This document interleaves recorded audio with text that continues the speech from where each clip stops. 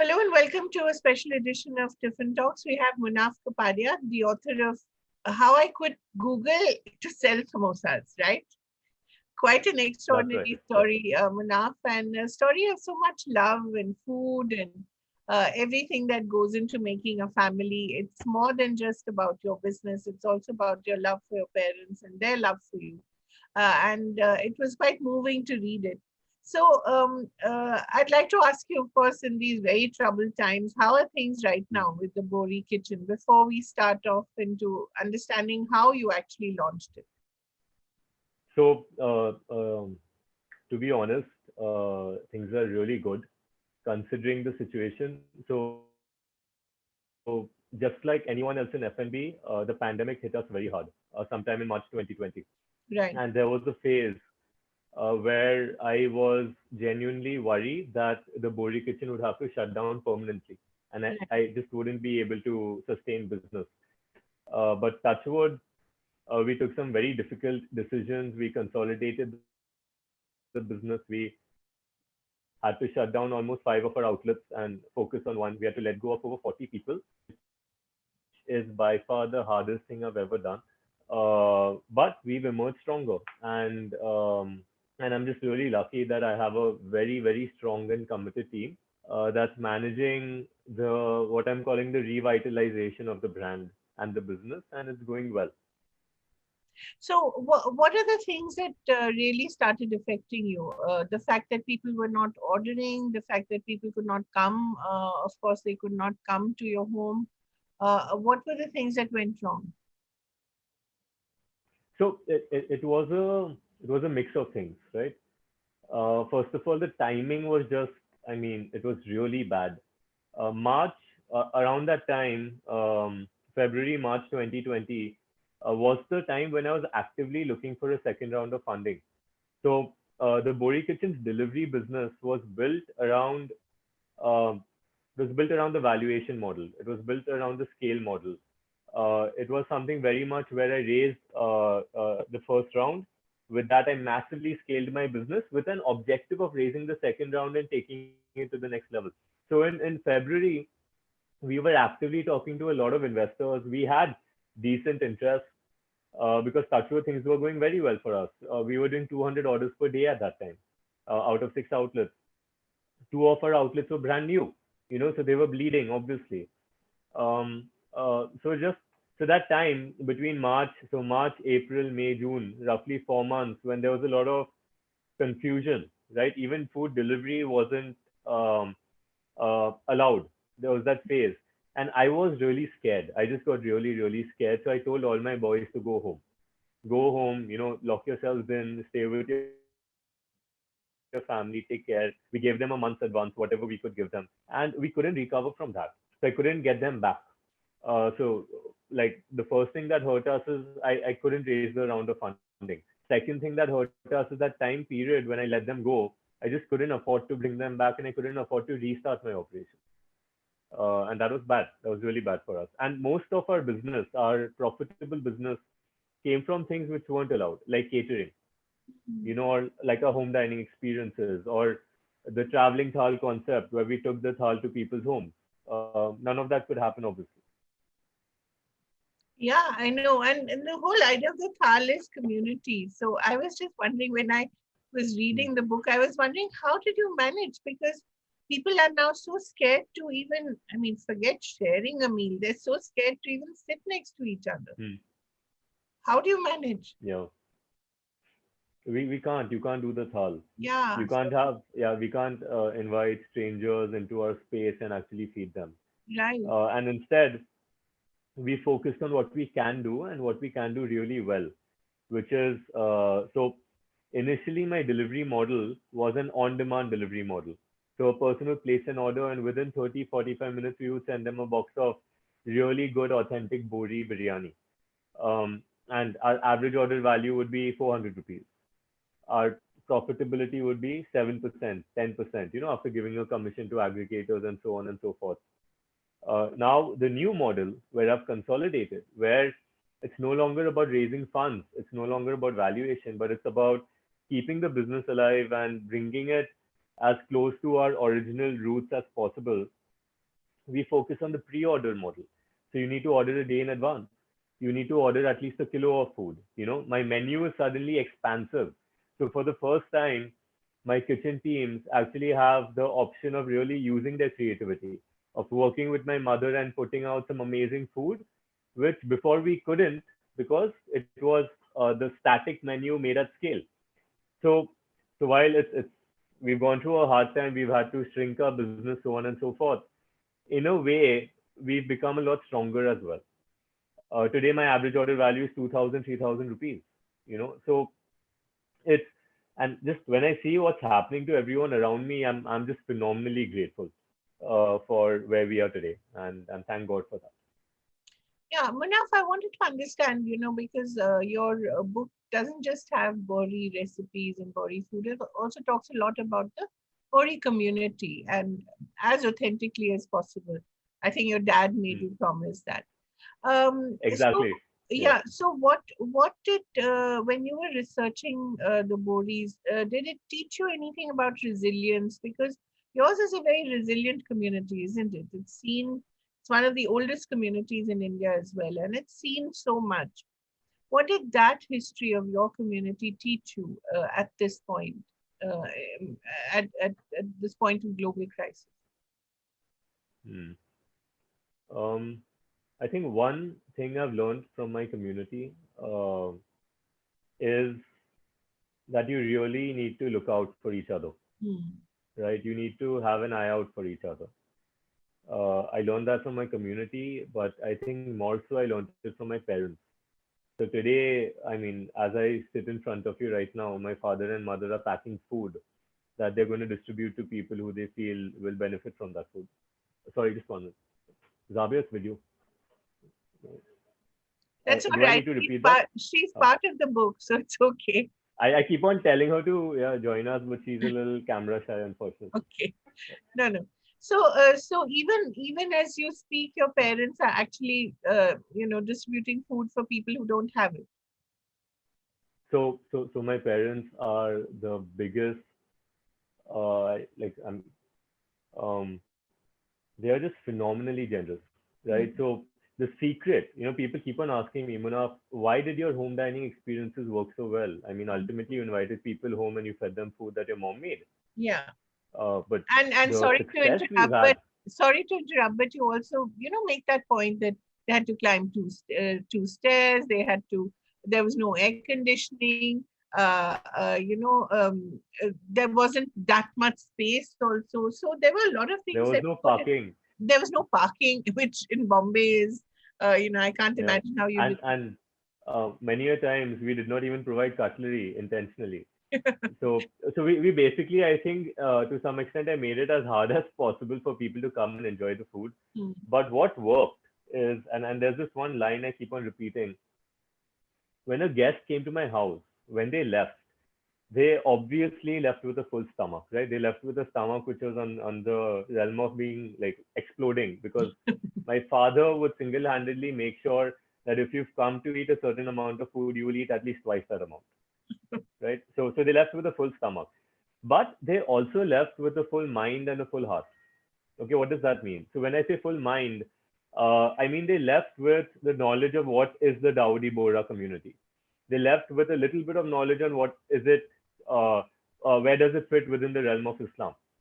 How we are Shia Muslims, and then there are two sects, Sunnis and Shias, and where do we fall in. They left with the knowledge of where we came from and what journey the community went through. They left with the knowledge of what's a Dawoodi Bohra family like. What do we like? What do we dislike? What do we believe in? How are we with each other? And it just became very easy for us to even expose our personal selves, because once somebody walks through that door, comes into my house, they expose themselves as well. They, like, suddenly those 5,000ish people who we've done this with in some form or the other, uh, I learned as much about them as they did about me. So they left with a full mind, and then finally they left with a full heart.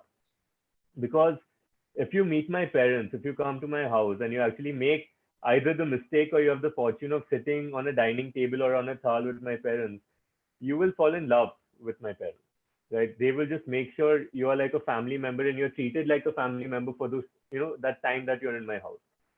Um, which is why I mean, to some extent, I feel a home dining experience can save the world, in the sense that imagine you do this not only with Bohris, but you do this with other communities, and you do this into 100 families who actually open up their homes.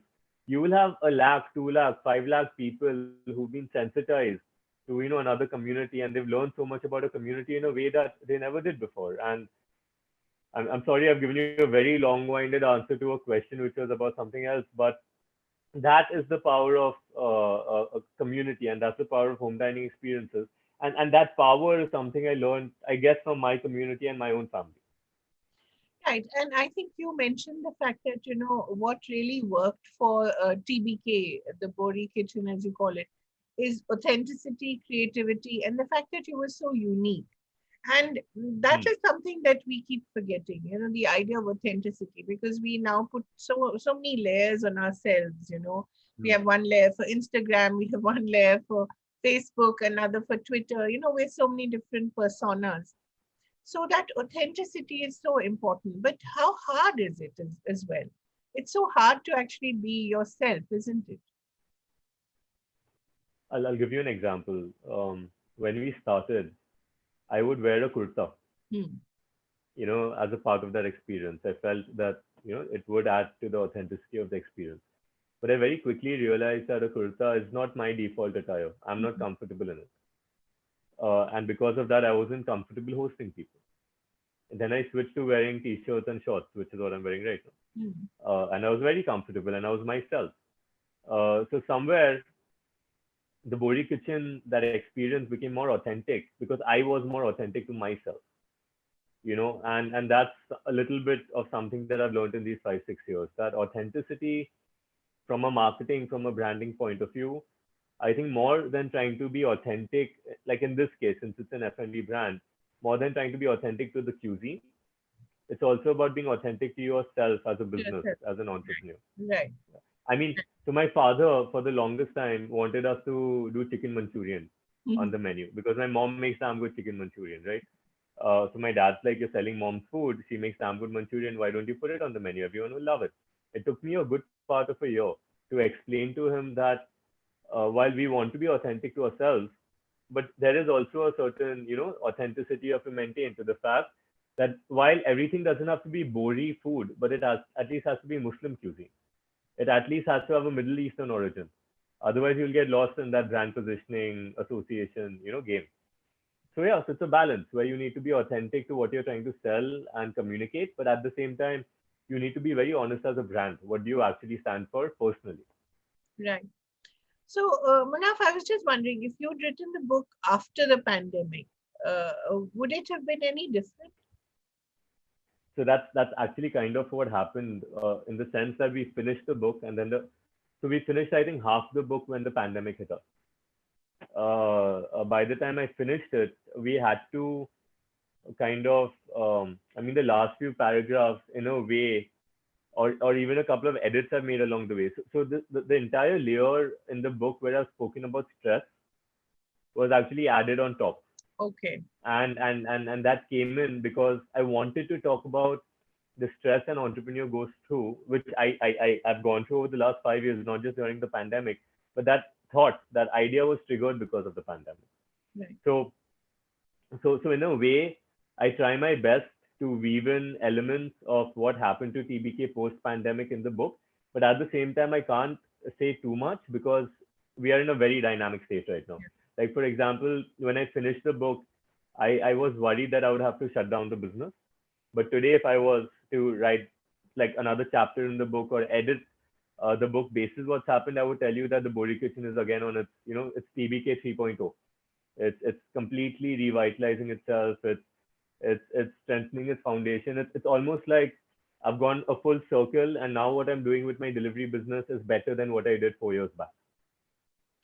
And Munaf, in a sense, your story also talks about, the whole restaurant and hospitality business, because all of it, after a certain point, became a game of valuation, and people opened, outlets sometimes a little thoughtlessly as well, because there were certain targets that they were expected to fulfill.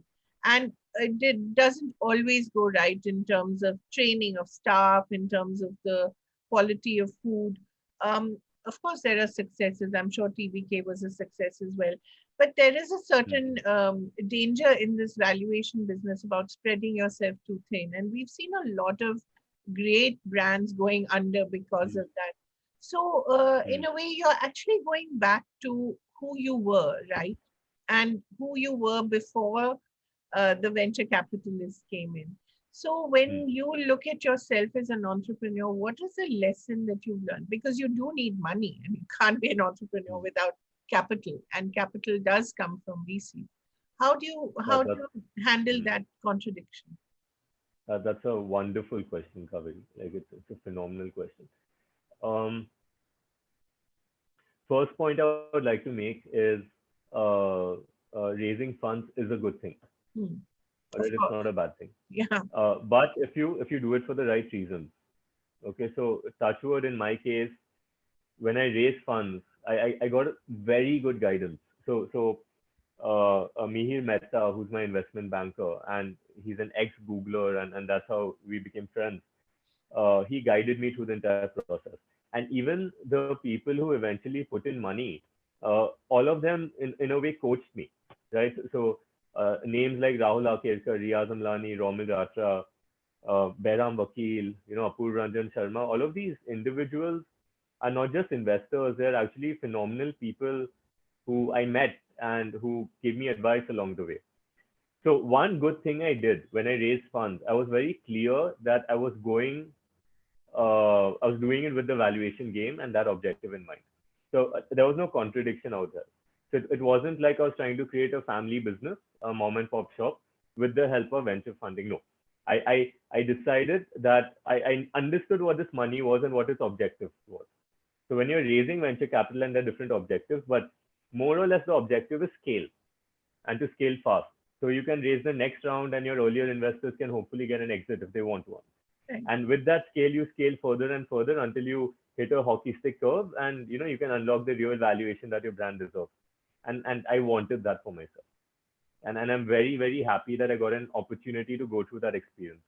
Going from inviting 15, 20 people to my house on a weekend, to setting up a delivery F&B infrastructure of, 6 distribution outlets across the city with 40 employees, doing 200 biryanis per day, doing weddings for 5,000 people in Hyderabad, Delhi, so on and so forth.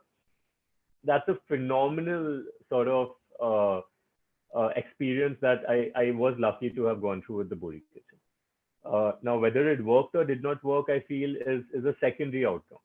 But at least the clarity with which I did it made sense, and it made sense to everyone. So that's the first point. So funding is a good thing if you do it with the right objectives and with clarity. And neither do you lie to your investors nor to yourself about why you're doing it. The second point is if you're going to raise funds, one very important thing I've learned is, and it's a very vanilla statement, but the point is raise enough in your first round. So fundraising itself is a full-time job, which is why I think it really helps to have a co-founder, which I unfortunately did not have. So because maintaining those relationships with your investors and constantly rekindling them, so when you need that second round, it's there. It's not something you have to restart. It's very important. So one thing that helps is, first of all, raise enough. In my case, I did not raise enough. I, in fact, had an opportunity to raise more than what I actually did. But I told myself that, hey, this is enough. And that was because I guess at that stage, I did not actually understand the scale to which I could take this. Right. So raise enough. And I've actually put this quote in the book. I call it a samosa gyan. Yeah. That the difference between raising $1 million and raising a crore. So I raised a crore and a half. But what I'm suggesting is you should raise at least 6 to 7 crores. For a business like mine, at least. The difference is peace of mind. So, and that peace of mind is priceless. Because it allows you to really build your foundation for what it needs to be. So sometimes it just helps to go in with that ask instead of having to do that within a year or a year and a half of your business. Right. So I was just wondering now, given a choice, if you had to do it all again, how would you handle it? If I could go back in time, Yeah. I would do it faster. Okay. So the only one regret I have, but at the same time, I don't really punish myself for it. But the one regret I have is when I raised funds, I was so new to it Hmm. that I was very frugal with the money. Hmm. I treated that money like it was my money in my savings account, which I thought was a responsible thing to do. But actually, it might have been one of the most irresponsible things I did to Hmm. my investors. So what should have taken me a month to do, I took 6 months because I was hesitating to sign that check. I was hesitating to, make a payment when that money was there for exactly that reason. Yeah. It was there so I could make quick decisions. Even if I had to make a mistake, I could make mistakes fast and get up. But instead, while in those 6 months, I guess you could say I made less mistakes because I made decisions slowly. The opportunity cost of that time I feel is far greater. Yeah. And somewhere those first 6, 12 months, I did things a little too slowly. And that's the only regret I have, but it's something you learn as a first time entrepreneur. Right. And also, Munaf, I wanted to understand from you because you have a lovely line there where you have your father saying that, I've worked with my hands all my life. I don't want you to do the same thing. And it's so true. We always want our children. I don't know if you have any, you look far too young to have children, but we always want our children to do something else which is less painful than what it was for us. As a parent, that's your first reaction. So, talk a bit about that philosophy, and what your father told. So, so it's exactly how you put it. For my father, I think his numero uno objective in life, and maybe this is something that a lot of Indian fathers have or Indian parents have, it's to sort of place their children in a place where then they become independent, Right. and to give them a life which is better than the life the parents had. That is I the think that primary goal. yes. Now whether that's a good thing or a bad thing is a longer conversation. Mhm. uh, but in my father's case, that was where he came from, and he's had a very hard life, right? Like at one point in time, he was pulling a handcart Wow. for his own dad for the business. Um, and he and my mom, they've raised 4 kids, right? I'm the youngest, and all of us, touchwood, are doing very well in life thanks to the education they gave us, the upbringing they gave us, and so on and so forth. So somewhere when I took that decision, so it was like this, right? Like my sister became a doctor, my elder sister, became a senior HR manager, my brother became a professor in the States. So everyone was sorted. I was left, and I got a job at Google. So Hmm. my dad was like, done. Now I don't have to worry about the kids. Actually, then I think what happened in his mind is now I just have to get them married. It always keeps on going one step Yeah. further. Um, but at least he was relieved somewhere. And then I literally made him take a step back in his mind when I said that, okay, now I'm quitting Google and I'm going to do something which I don't know anything about, uh, and whatever. And when he reacted like that, I got upset. I got angry. I'm like, why are you not letting me pursue my dreams? Why are you holding me back? But it took me some time to understand where he was coming from, and now I can totally empathize with the situation. And under those circumstances, with that weight on his shoulders, he opened the house. He opened his house. He opened. He worked with my mom to enable me to actually run the Bohri Kitchen is something I respect him for phenomenally. Like, he did not agree with my decision, but he is the one who woke up at 5 a.m. to go to Kulaba market, get the supplies, and work with my mother to make this food happen. And then he stood in every single home dining experience to make sure that the guests felt like family. I think that's remarkable, and hats off to my father for that. What an extraordinary man. But your book also is, in a way, a tribute to your parents, and I think they'll be very proud. I hope they've read it. Yes, they have. They have. Okay. I hope they're very proud of you. They were proud of me. I think within the first month of inviting people home, when he saw for the first time the kind of people who were embracing the brand and how they felt about it. Before the first Bollywood celebrity came, before even the first newspaper headline, my parents were and are phenomenally proud of what I've done. Talk a little about some of the celebrity experiences. It's always fun. So Where do I start? So let's say let's talk about the late Rishi Kapoor. All Yeah. right. What a great So man. I mean, the Rishi uncle experience, Kaveri, was something else. Let me tell you how it actually happened. And maybe Yeah. your viewers or your listeners will find that interesting. Um, I was about to get on a stage to give a speech, give a talk in one of these college, auditoriums to Yeah. the students. As a part of my just I love talking to kids, especially if it motivates them. And just before I got on stage, I got a call, and instinctively I decided I need to answer this call. It was a number I did not have saved. I pick up the phone, and the person on the other end says that Rishi uncle would like to talk to you. Rishi sir would like to talk to you. So I'm like, okay, who is that? And immediately Mr. Kapoor takes the line and he starts talking to me. And I am not a Bollywood fan. I don't watch too many Bollywood films. While all of us in the family love Shah Rukh Khan, but like that's kind of it. Um, but I immediately recognized his voice. I don't know what it was about, his baritone or whatnot. I immediately knew this is Rishi Kapoor, and I'm like, "Hello, uncle. How can I help you?" And he said, "Munaf, I've heard a lot about you through a common friend. Can you come home right now?" So I said, "Uncle, sure, but I'm in the middle of something. I will come immediately after that." So I cancelled my entire day, and after the talk, and I went and I rang his doorbell, and Neetu auntie answered the door, and uncle answered the door, and I was a little starstruck, but I don't know. I'm lucky in the sense that I don't get too starstruck. I just recover very fast, and I treat any Bollywood celebrity like they're just another person I respect. No autographs, no selfies, nothing. Just hi, hello, what's up? How can I help you? And that works. Yeah, like within 15 minutes, we're sitting down, we're discussing my life story. They were very curious about everything I'd done. It was like very entertaining and inspiring for them. Imagine. And then eventually they said that they're having the family over and they would like to do some TBK food. I told them the rates, we closed it. And the catering itself it was a small party for friends and family at their home. So I did not even need to go, right? I just had to send the food. It wasn't really a catering. But it was that, I don't remember the date, but it was a day when we had one of our worst floods in the Oh, city, to the extent that the sea link was shut. right. So I said, I'm going to go with the food and I'm going to go early in my car. And I Right. did. And I landed up there 4 hours early in my paranoia. Uh, uh, I did not meet uncle, nothing, but the kitchen staff just welcomed me. And I was sitting in the kitchen playing video games on my phone while the food was just lying out there. And 2 hours later, I think uncle found out I was at home. So he said, Munaf, why don't you just join me for a drink?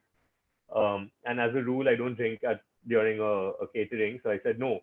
But I joined him in the study, and we had some long conversation about varying topics from artificial intelligence to bitcoins to it was the most surreal, random conversation I've had in my life. And I even learned a little bit about, what motivates him and so on and so forth. It was very nice. And then the catering finally started, and I was back in the kitchen because I did not want to come in the way of, Right. the family, and just unnecessarily be an irritant. But suddenly I noticed there was a buzz. Okay, the kitchen team got very excited because they had a CCTV camera inside the kitchen which pointed at who's outside the door. And then there's some gentleman wearing a hoodie who came in, and then I heard somebody say, Ranveer sir has come. So I was like, cool, no worries. And at some point in time, I went outside to serve samosas, and Ranveer Kapoor starts walking towards me. So I thought he wants a samosa. So I'm like, hey, Ranveer. I think you're on mute. On mute. Yeah. Just unmute yourself. Hear me now? Yeah, I can. Sorry, my earpiece, Yeah. the battery died, so I'm using the laptop mic. Yeah, sure. Much better. So, so Ranveer started walking up to me for the samosas. That's what I thought. But he came up to me and he said, Munaf, I wanted to introduce myself because I've heard so much about you. So I was a little confused because it's supposed to be the other way around. Right. And I was like, okay, who told you about me? So he's like, we have a common friend, and he told me a lot about your entire journey. And I just thought what you're doing is great, and I wanted to say hi and just leave it at that. I was mind blown. Again, it's not because I'm starstruck or because I'm a huge Ranveer Kapoor fan or anything that, but after that incident, I became a fan. Mhm. And just the humility of this entire family and how they've approached the situation, Amazing. and that is one, and then that just led to so many things. And then Mr. Kapoor became an evangelist for the Bohri Kitchen, and he brought Rashmi Uday Singh to my house. Right. And both of them came for a meal, a thal experience, and then Rashmi became one of our biggest evangelists. She's written the intro to the book, yeah, the Forbes. Yeah, and it's been amazing. Yeah, like and then that led to a Times Food Award and a second Times Food Award, and it's so Bollywood is not just like a cool thing that's happened to me and the Bohri Kitchen. It's actually a sort of a it's something else. Like I'll give you one more story. All right, so Hrithik. Okay, so randomly I get a call from Hrithik's assistant saying that he wants to do the thal for his birthday. So I land up at his house in Juhu, very close to where I am right now. I'm at my wife's place, and I just go into his house and I sit down. I have a coffee, and he just joins me for the coffee, and we have a conversation about for his birthday. He just wanted to do the thal. How can we make it happen? And it's like talking to another person, and I just love the respect that they show me. When I talk to them with respect, and that led to this fantastic traveling thal experience for his birthday, where he had a few friends over, and he treated me like a guest, not like a caterer. And then the fun thing in the story is, Zed and I, Zahabia and I, we had gone to Soho House just for breakfast one of those days. And while the elevator was closing and we were leaving, we just saw Hrithik on the floor. Okay, he wanted to get in the elevator. So I told Zahabia, see what I do now. All right. So I went back up in that elevator, and he entered, and I said, hey, Hrithik, do you remember me? And he did. So we just had a really nice conversation, and he said something really cool, which I use till date. So he actually said that, Munaf, the WhatsApp forwards you keep sending, and I was expecting him to say, don't spam me. He said, they're really cool. Please keep sending them. Okay. So that is my experience with Bollywood. Right. That's so lovely. So, and I think it's true. It's been my experience as well that we tend to regard them as just performers, but they're wonderful human beings as well. Some of them are really. They are. They're human beings who've gone through an extraordinary experience, life experience, and that makes them fascinating people. If you get an opportunity to interact with them. Absolutely. So, has your icon Shah Rukh Khan come home, or have you delivered a thal to him? No, that should be your goal. As far as I know, I don't think he's had our food. I have been literally scratching my head trying to find out how to make a connect and how to make that happen, because it's really a dream. Yeah. In fact, I wanted this book to reach him. I still haven't figured out how to do that, but it'll happen someday, I hope. I'm sure it will. You should, send it to he has very efficient assistants, so I'm sure they'll send it to him. But Munaf, to get back to the book and to the origins of TBK, to your family, and you said you do all these talks for young students, and I think that's a marvelous thing, because especially now there's so much uncertainty about what careers to have, where to go. And it's very easy for governments and organizations to say, become an entrepreneur, become a job creator, don't be a job seeker. But it's also not very easy to do that. I mean, there's so many skill sets that you require, and you yourself went through the journey of being an employee and finding the right set of mentors in a way through that journey. So what are the maybe 2 or 3 pieces of advice? I know the Samosa Gyan is there, and I would like young people to read the book, because Samosa Gyan is really good. But if I were to ask you before we leave, what are the 2, 3 things that you really would advise young people, especially now at this time when they're facing so much uncertainty? Jobs that existed just don't. So the first thing is, and maybe this is the only point which I just like to keep on making, is entrepreneurship is a mindset. Okay, so don't fall in love with your idea as much as you should fall in love with the idea of entrepreneurship. Right. So what I mean by that is, you can be an entrepreneur as somebody who starts their own business, or you could just be an entrepreneur in the way you work in your office environment, or you could just be an entrepreneur in the way you are at college. Ultimately, it's a mindset about being perseverant, about being curious, about being just somebody who's willing to go that extra mile to do more than what he has been asked to do. And as long as you're doing these 2-3 things, you are an entrepreneur in every single meaning of that word.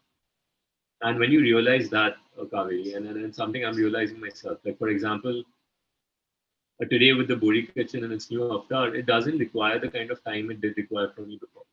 Because today I am capable of, let's say, running 100 outlets because I built that skill set and capability and managing people. But the Bohri Kitchen doesn't have the appetite for that, unfortunately. So I am today, for example, working with McDonald's, with Hardcastle, where I head their digital sales business. So I get to use everything I've learned at the Bohri Kitchen and apply it in my role at McDonald's. But I have decided that I am not going to be an employee at McDonald's, at Hardcastle. I am going to be an entrepreneur or an entrepreneur. I think that's what it's called. So I bring that mindset to the work I do out there as well. And that is the advice I would give everyone today.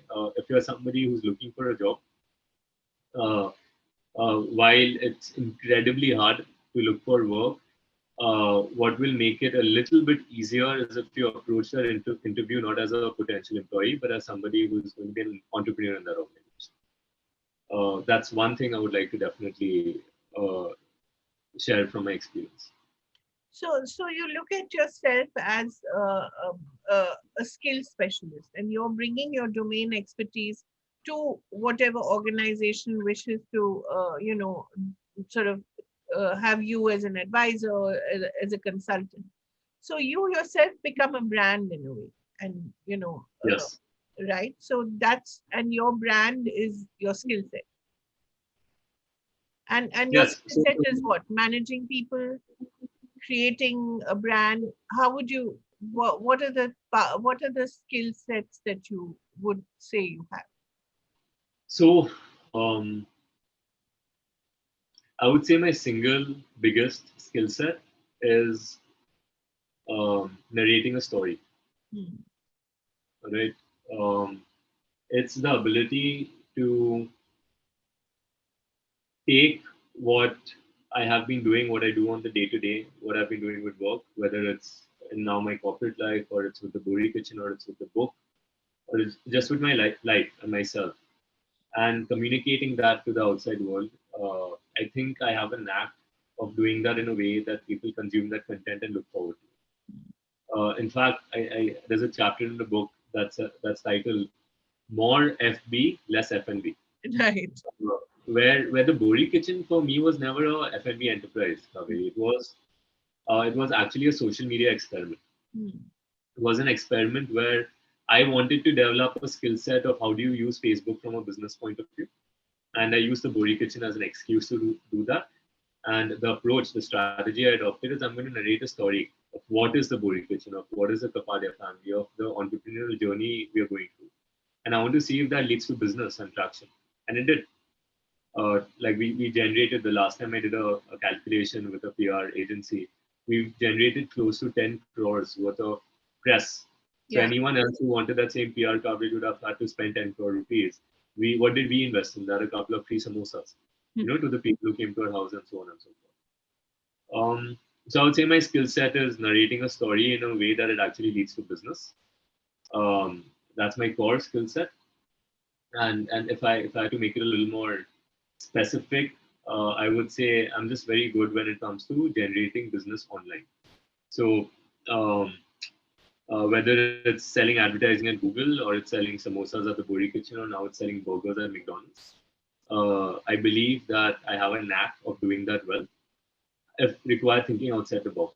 And bringing this back to trying to give some advice which your listeners, which young people or old people or anyone out there might actually find useful.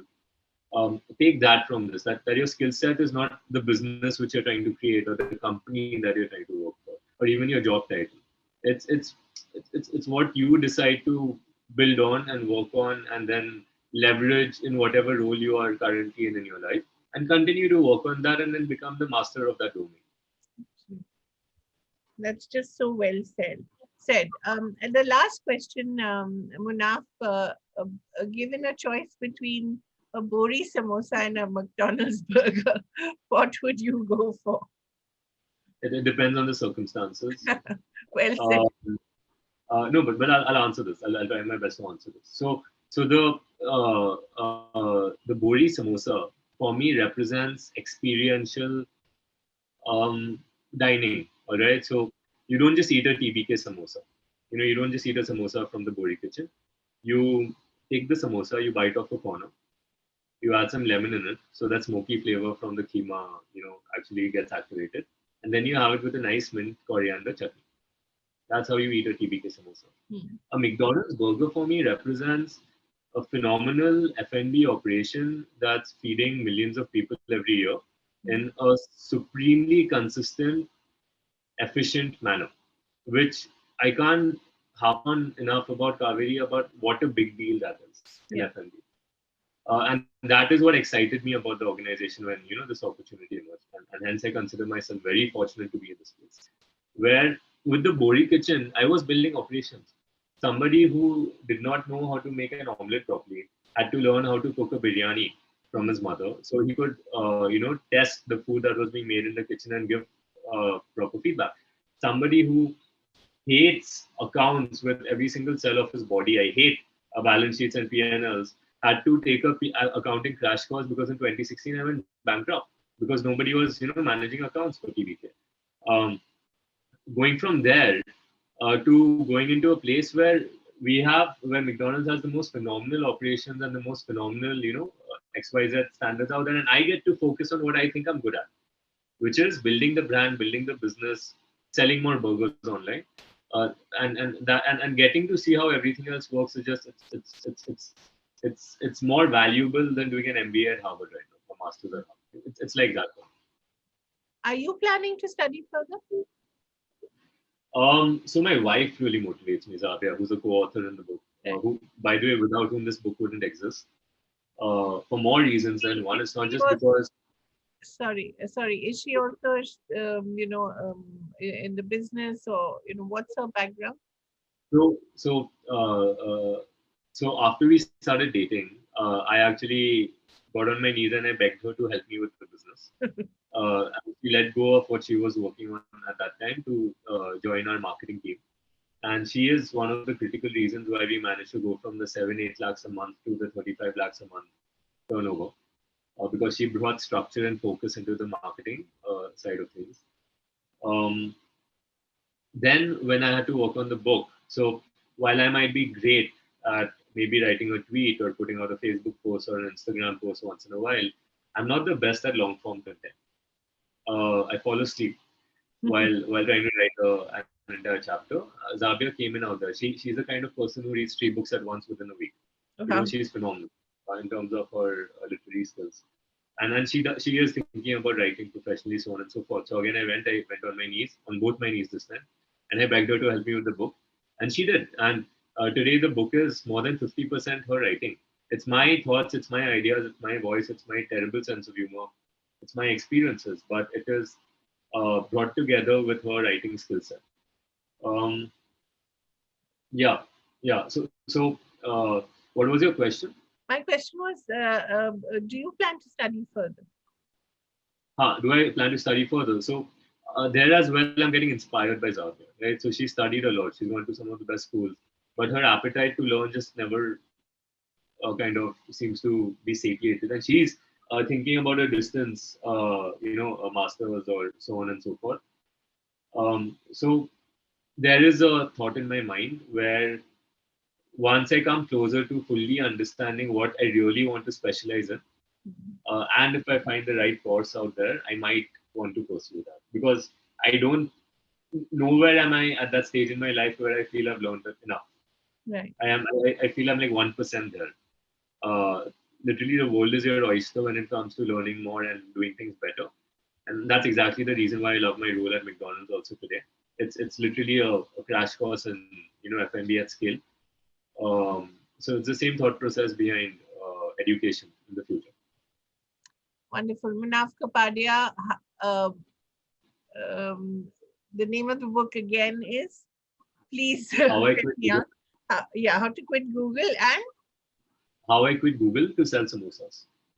why do I always forget it? How I quit Google to sell samosas, not to tell samosas, actually to tell samosa stories, and to sell samosa gyan is also Exactly. not a bad title. But thank you so much, Munaf Kapadia. I recommend that everyone reads this, because it's not just about entrepreneurship, it's about life, family, love, a whole lot of things, and a young man's journey to finding himself. Thank you very much for talking to Tiffin Thank you Talks. so much, Molly. Thanks for your time.